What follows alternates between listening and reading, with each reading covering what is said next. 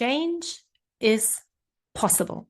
Change is totally possible. That is the main thing about the video today, because I'm pretty sure you have enough examples where you say, but it didn't work. And the thing is, we often underestimate what all belongs to us, and it helps get the whole picture, because if you change certain parts of the picture, but root cause is still there, then the process can become a failure. For example, think about weight loss. You can change your diet. You can change your exercise plan, and you can lose weight, and it might work. But what if you take a break? What happens then? Then you probably immediately go back to your old habits. And then your diet was maybe challenging and difficult and maybe a success for a while, but then it will all go down the drain again. Why? Because what you probably didn't look into is the psychological part of it. And that is what we underestimate so much everywhere, because we often don't see that our system is more than just our body and our behaviors, because there is a psychological part of our system too.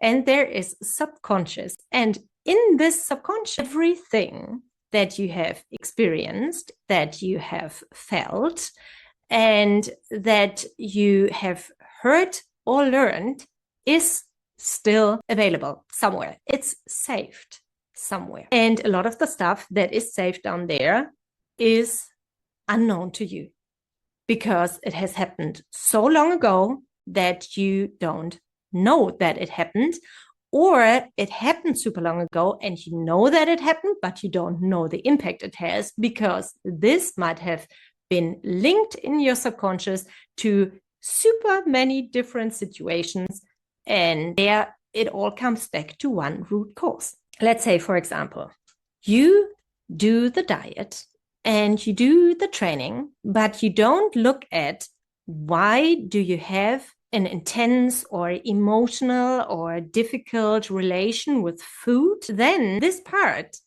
is still stored in your subconscious, and it's big, and it can be troublesome, because if you change one of the other things again, like, for example, if you stop doing the diet or if you stop doing the training, then this part, still active, kicks in again. So if you do change something, you have to change it completely. And the interesting one is we often change the two there. We often look at the body and the behavior, but we don't look into the psychological part. We don't look into the subconscious. The funny thing is the subconscious is the main driver. And if we don't look there, then the other parts might lead to failure again. And that is so frustrating, isn't it? So the important part is change is possible, but we have to change everything. And we don't have to change everything to 100% to get really good results.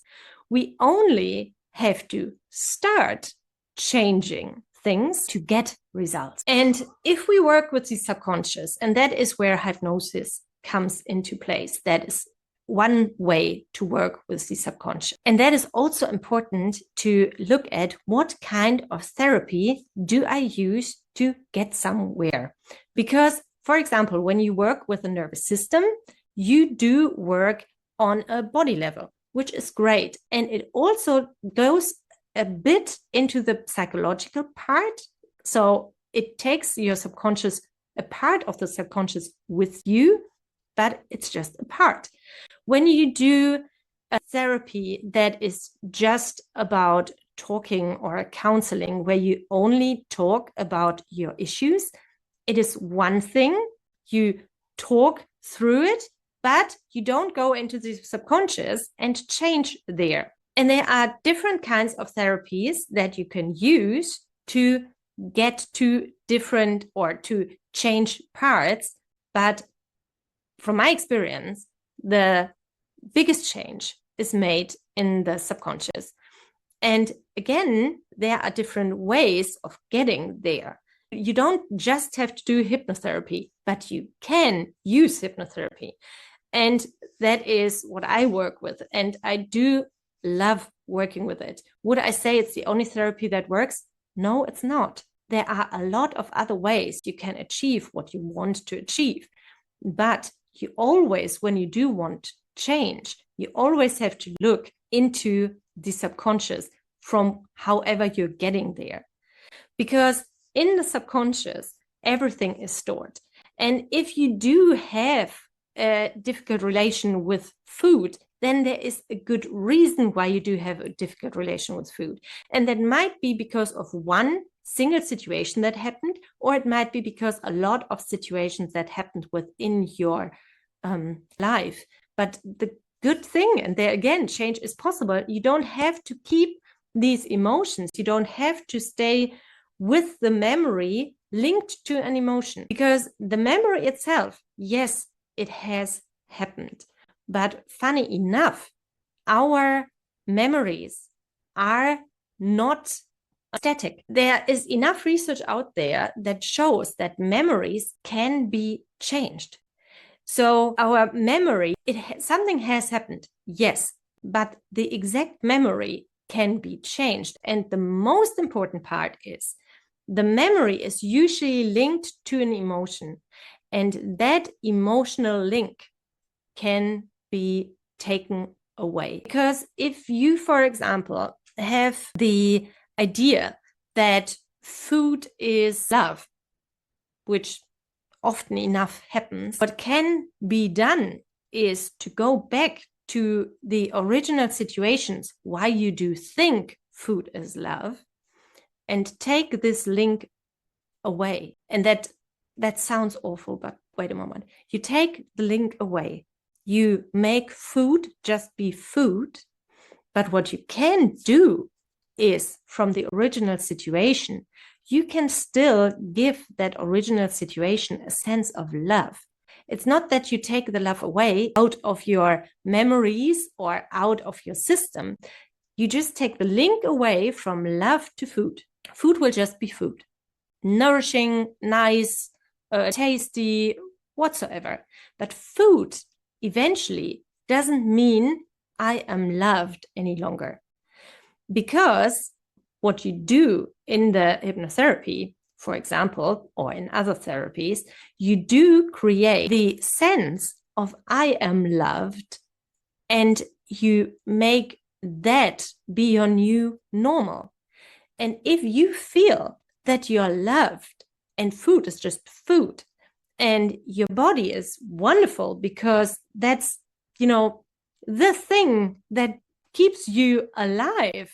Without your body, you wouldn't be here. And if you do start to have a nice connection or a healthy connection with your body, and you know that you're loved, then your relationship to food is taken away from that. Then you will go into different eating behavior anyway. And then you will look after your body better anyway.